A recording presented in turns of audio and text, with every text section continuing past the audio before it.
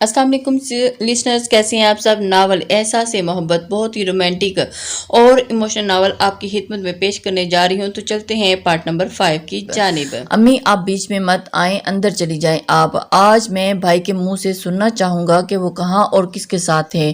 भाई बताएं कहाँ थे आप। शहरयार गुस्से से पागल था। उस वक्त छोड़ो मुझे, जहाँ मर्जी जाऊं, जिसके साथ मर्जी जाऊं, तुम होते कौन हो मुझसे सवाल करने वाले। अहमद शाह ने शहरयार को पीछे की तरफ धक्का देते हुए कहा, तुम दूसरी औरत के साथ सो रहे थे मजे थे और तुम्हारी बीवी वहां दर्द से तड़प रही थी और तुम्हें कोई ख्याल नहीं। इशाल भाभी का। शहरयार ने अहमद का गिरबान पकड़ते हुए कहा, क्या हुआ इशाल को। अहमद शाह ने पूछा। अच्छा, वाह वाह वाह, बड़ी जल्दी याद आ गया आपको कि क्या हुआ इशाल को। आपको दूसरी औरत की बाहों में सोने से फुर्सत मिले तो आपको पता होना कि क्या हुआ उनको। शहरयार ने अहमद शाह को मारते हुए कहा, छोड़ दो उसे शहरयार। अब क्या जान से मारने का इरादा है क्या। अम्मी ने शहरयार को पीछे करते हुए कहा, आप पूछती क्यों नहीं किस औरत के पीछे हैं और ये क्यों हैं। शहरयार बस करो, बस कर जाओ यहाँ से। अम्मी क्या हुआ है इशाल को। अहमद शाह के होंठों से खून बह रहा था। बेटी हुई है तुम्हारी अहमद शाह। अम्मी ने मुंह बनाते हुए अहमद शाह को बताया। क्या, ये क्या कह रही हैं आप। कब, कैसे बेटी हुई है।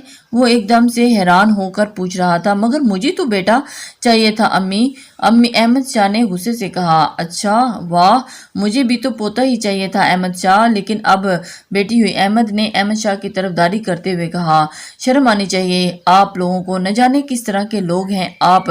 शहरयार गुस्से से दौड़ता हुआ उनकी तरफ देख रहा था। अल्लाह की यही मर्जी थी और बेटी अल्लाह की रहमत होती है। आप लोगों को कहाँ इल्म होगा इस बात का। अम्मी मुझे आपसे यह हरगिज उम्मीद नहीं थी, इसलिए अस्पताल में आपका मुंह बना हुआ था। शहरयार ये कहकर वहां से चला गया। इस घर में आते ही मेरा सारा मूड खराब हो जाता है। इससे अच्छा है कि मैं यहाँ आया ही ना करूँ। अहमद शाह ने गुस्से से कमरे की तरफ जाते हुए कहा। और फिर अहमद शाह, एक बार अस्पताल चले जाओ, अपनी बेटी को देखो, वरना उसकी नानी और इशाल बातें बनाएंगे। मैं नहीं जा रहा अम्मी, और ना ही मुझे ज़रूरत है। अहमद शाह ने कहा। वाह क्या बात है। अरे हाँ, माँ के कहने पर चले जाओ अहमद शाह, एक बार। ठीक है अम्मी, एक बार मत कहें मुझे, चला जाऊंगा मैं, मुझे और ज़्यादा फोर्स मत करें। अहमद शाह भी गुस्से से गुर्राया। भाभी अब आप घर जाएंगी ना हमारे साथ। दुआ ने धीमे लहजे में कहा। नहीं दुआ, मैं अपनी अम्मी के घर ही जाऊंगी।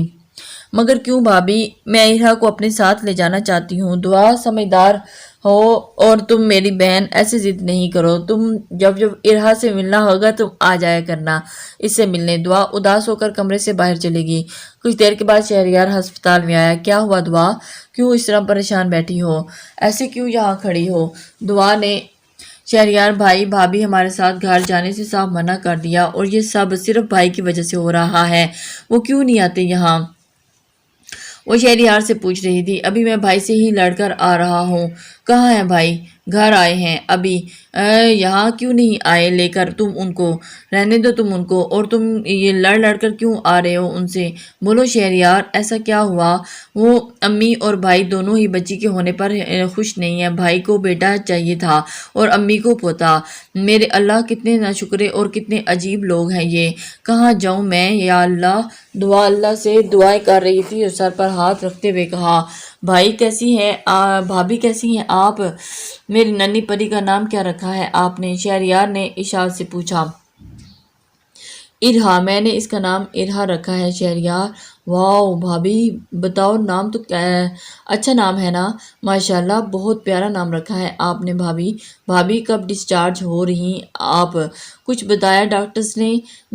शहरयार, हाँ आज रात को ही मैं घर चली जाऊंगी। शहरयार, क्यों भाभी, हमारे साथ नहीं जाएंगी आप क्या। नहीं शहरयार, तुम सब कुछ जानते तो हो, फिर ये कैसे क्यों कह रहे हो। ठीक है भाभी, मैं आपको फोर्स नहीं करूँगा। शहरयार ने उदास होते हुए कहा।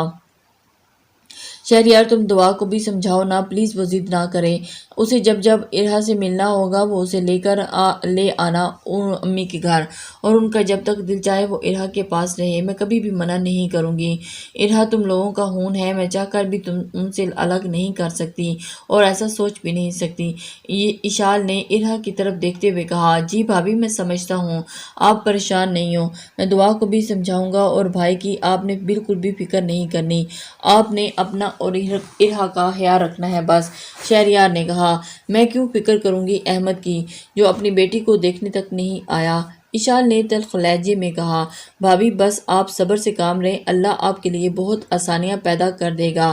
شہریار نے اشال کو سہارا تسلی دیتے ہوئے کہا۔ شہریار یہ کہہ کر کمرے سے چلا گیا دعا جاؤ بھابی اور ارہا سے مل لو، پھر گھر بھی جانا ہے۔ کیا بھابی مانی نہیں جانے کے لیے ہمارے ساتھ؟ دعا نے حیرانگی سے کہا۔ دعا نہیں، تم سب کچھ جانتی ہو بھائی نے بھابی کے ساتھ کیا کیا کیا ہے۔ بھائی کسی اور عورت کے چکروں میں ہے اور یہ بات بھابی بھی جانتی ہیں، پھر ان کا دل کیسے کرے گا ان کے ساتھ رہنے کو؟ تم خود بتاؤ مجھے، اگر تم بھابی کی جگہ ہوتی تو کیا کرتی؟ اس لیے جب معاملات بہتر ہو جائیں گے ہم بھابی اور ارہا کو لے جائیں گے۔ شہریار نے دعا کو سمجھاتے ہوئے کہا ٹھیک ہے شہریار، میں اب ایسی کوئی بھی ضد نہیں کروں گی۔ دعا مسکراتے ہوئے کمرے میں گئی اور اشال سے ارہا کو لے کر پیار کرنے لگی۔ بھابی ارہا کا بہت خیال رکھے گا اور میں ان سے ملنے آتی رہا کروں گی۔ اشال کو پتہ چل گیا تھا کہ شہریار نے اسے سمجھا دیا ہے۔ ٹھیک ہے دعا، تمہارا بھی دل کرے تم آ جانا ارہا سے ملنے۔ اشال نے دعا کی طرف دیکھتے ہوئے کہا۔ احمد شاہ کمرے میں لیٹا آرام کر رہا تھا اور اس کے موبائل پر اچانک بیل بجنے لگی اور اس نے موبائل پتہ نہیں کس کا فون ہے، ایک دم سے یہ کہتے ہوئے اس نے سائڈ ٹیبل پر سے موبائل اٹھایا تو دیکھا وانیہ کی کال تھی۔ ایک تو یہ میرے اعصاب پر سوار ہو گئی ہے، اب اسے کیا کہنا ہے اس وقت، کیوں نہیں جان چھوڑ دیتی؟ یہ کہہ کر اس نے کال اٹھائی۔ ہاں بولو وانیہ، کیا کہنا ہے؟ وہ بڑا بیزاریت سے اس نے کیا مطلب کیا کہنا ہے؟ میں تمہیں کال بھی نہیں کر سکتی اب؟ وہ اسے ایک دم سے وانیہ نے منہ بناتے ہوئے کہا۔ احمد شاہ، ارے بابا کر سکتی ہو بس، ایک دم سے احمد شاہ نے کہا۔ کیا ہو گیا احمد شاہ؟ جب تم سو رہے تھے تو شہریار کی کال آئی تھی، میں نے کال اٹھائی تو اس نے کہا کہ احمد شاہ کہاں ہے، تو میں نے کہا وہ سو رہے ہیں، ہمیں بار بار کال کر کے ڈسٹرب مت کرو۔ احمد شاہ کیا کہنا تھا اس نے تمہیں؟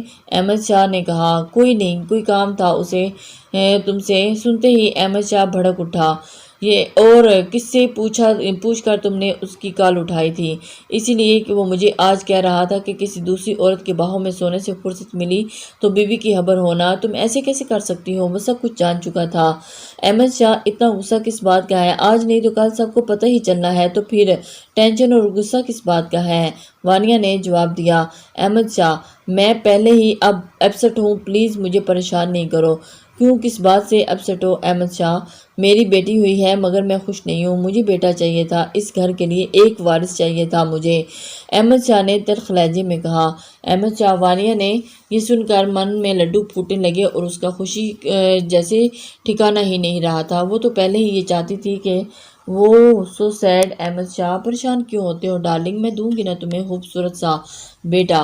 وہ اسے ایک دم سے بہلا رہی تھی۔ اب تم جلدی سے شادی کر لو مجھ سے تاکہ ہم سب کو بتا سکیں کہ تم میرے ہونے والے بچے کے باپ ہو، وانیہ نے خوش ہوتے ہوئے کہا۔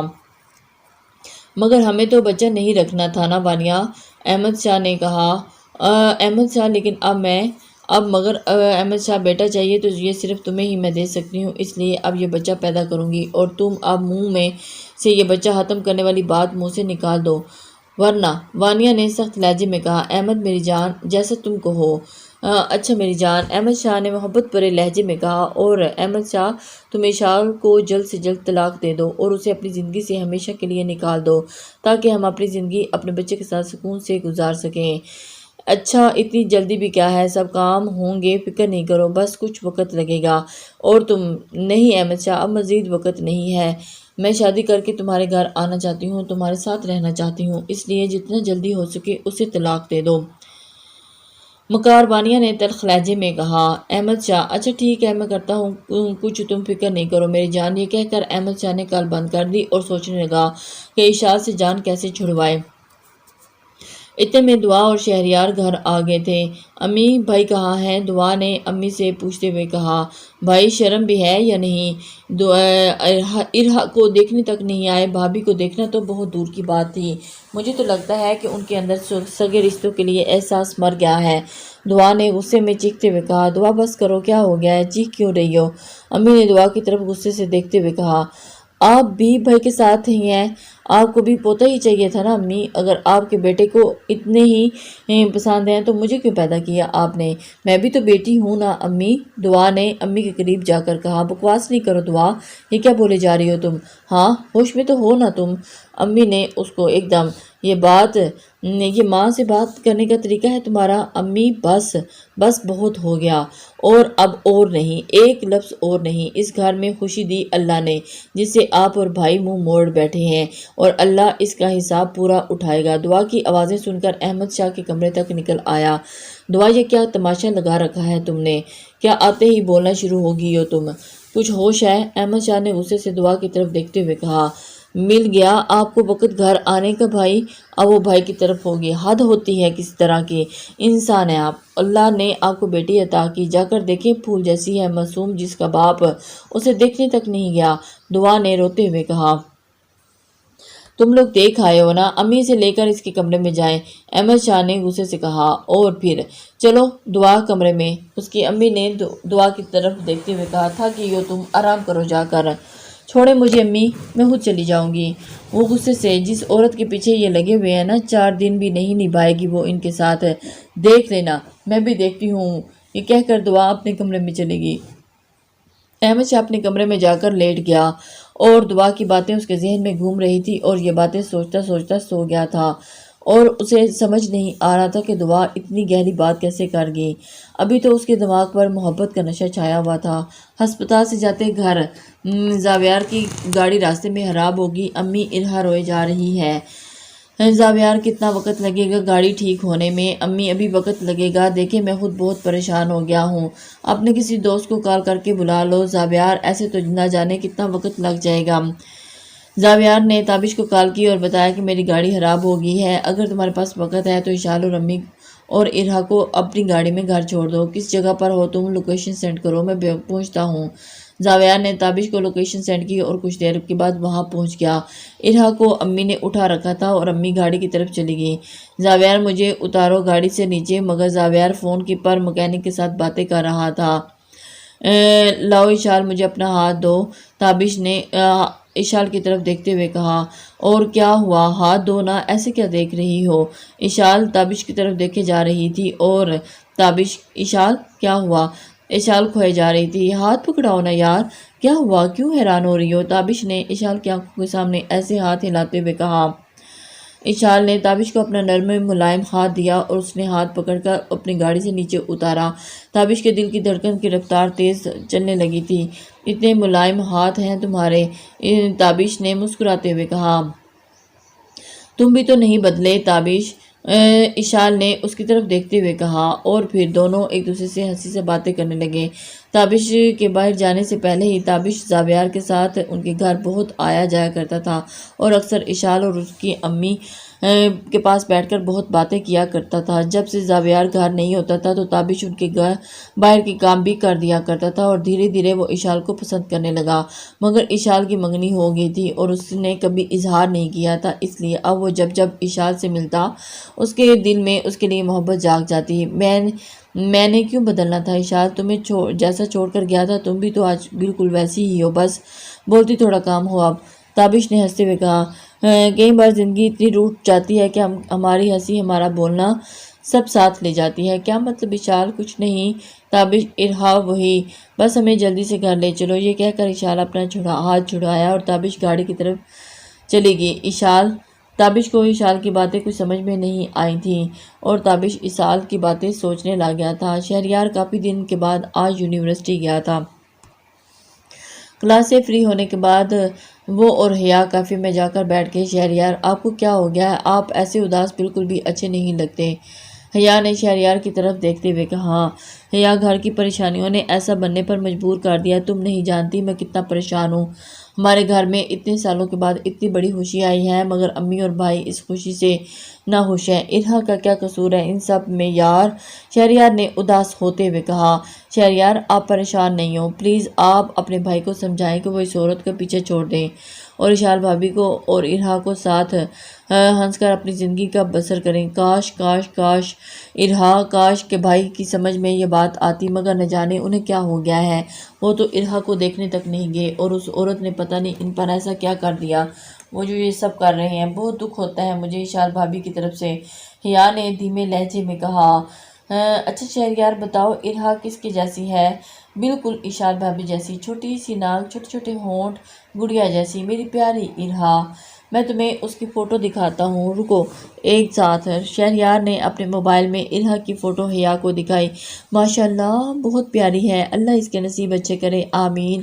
ہاں آمین آمین کہتے ہو، کیا تم اس کو دیکھنے چلو گی میرے ساتھ بھابی کے گھر؟ اس نے بہانے سے بھابی سے بھی ملاقات ہو جائے گی تمہاری، شہریار نے کہا۔ حیا اس کی طرف دیکھنے لگی۔ آج تو نہیں ملوں گی، ہاں مگر کل ضرور چلیں گے۔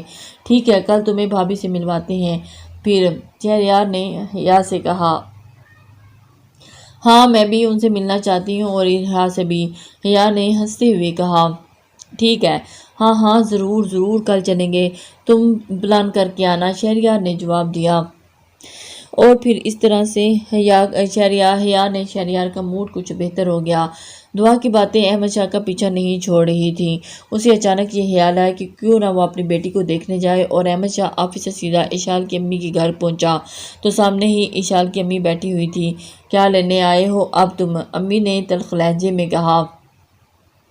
کہاں ہے میری بیٹی؟ احمد شاہ نے ان کی طرف غصے سے دیکھتے ہوئے کہا۔ بڑی جلدی نہیں خیال آیا، اب کیوں آئے ہو اسے دیکھنے؟ اب تمہیں فرصت مل گئی ہے کہیں اور سے آنے کی، اس کی امی نے طنز بھرے لہجے میں کہا۔ اشال کیا؟ امی نے طنز لہجے میں کہا اور اشال سیدھا احمد شاہ اشال کے کمرے میں چلا گیا۔ احمد شاہ کو اچانک دیکھ کر اشال حیران رہ گئی۔ کیوں آئے ہیں اب آپ یہاں؟ آپ کو کیا لگا تھا کہ اگر آپ اسپتال نہیں آؤ گے تو کیا آپ کی بیٹی بھی دنیا میں نہیں آئے گی؟ اشال نے تلخ لہجے میں کہا۔